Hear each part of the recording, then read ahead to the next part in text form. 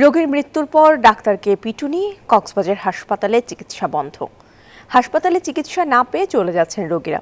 যারা আছেন তারাও পড়েছেন বিপাকে।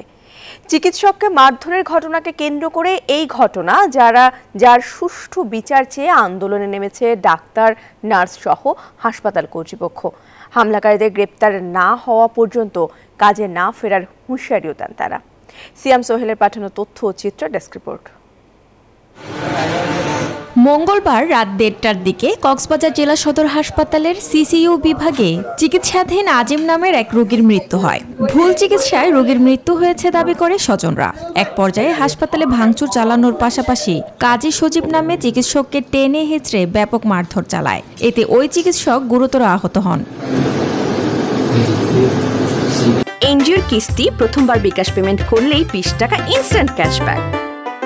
মারধর করার সময় আমি যখন ডাক্তারকে ছুটা নিতে গেছি, তারপর আমাকে একদম ধরে এনে এখান থেকে এখানে ঘুষা মারছে, আর একটা লাথি মারছে, আর গ্রিল দিয়ে ধাক্কা দিছে। চিকিৎসককে মারধরের প্রতিবাদে সেদিন রাত থেকে সর্বাত্মক কর্মবিরতি শুরু করে চিকিৎসক, নার্স ও কর্মকর্তা-কর্মচারীরা। জরুরি বিভাগে সীমিত আকারে চিকিৎসা অব্যাহত থাকলেও ওয়ার্ডে কোনো ধরনের চিকিৎসা সেবা না থাকায় হাসপাতালে ভর্তি থাকা ৫.৫ শতাধিক সহ নতুন রোগী অন্যত্র চলে যান। এতে দুর্ভোগে পড়েছেন রোগী ও স্বজনরা। একজনের দ্বারা আর বগুনো কি হাজার হাজার মানুষ কষ্ট হয়। আমাদের সবার সুস্থ হতে পারতেছে না, ভালো চিকিৎসা করতেছে না। এখানে এসে ডাক্তার বলে আজকে ভর্তি করাবো না, আজকে ডাক্তার পাওয়া যাচ্ছে না। ঘটনায় জড়িতদের ২৪ ঘন্টার মধ্যে গ্রেপ্তার ও নিরাপত্তা সহ ৩ দফা দাবিতে কর্মবিরতি কর্মসূচি পালন করছেন আন্দোলনকারীরা। সবকিছুর এভিডেন্স আছে, আপনারা যত দ্রুত বিচার করবেন, সুষ্ঠু বিচার করবেন, আমরা কাজে ফেরত আসবো। ডাক্তারদের নিরাপত্তা নিশ্চিত করা হোক। এমন না যে এটা শুধু আমাদের মেডিকেলে, এটা কিন্তু বাংলাদেশে বিভিন্ন জায়গায় খবর পাবেন।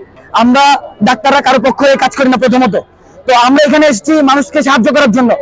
জড়িতদের বিরুদ্ধে হাসপাতাল কর্তৃপক্ষ মামলার সিদ্ধান্ত নিয়েছে। আমাদের নিরাপত্তা নিশ্চিত না হওয়া পর্যন্ত আমাদের হসপিটাল ইমার্জেন্সি ছাড়া সবকিছু বন্ধ থাকবে। এই ঘটনার সন্দেহে ৪ জনকে আটক করে পুলিশ, যার মধ্যে ২ জনকে গ্রেপ্তার দেখানো হয়। ঘটনায় লিখিত এজাহার পেলে তদন্তপূর্বক জড়িতদের বিরুদ্ধে মামলা নথিভুক্ত করা হবে বলেও জানায় পুলিশ। Desk report, news 24।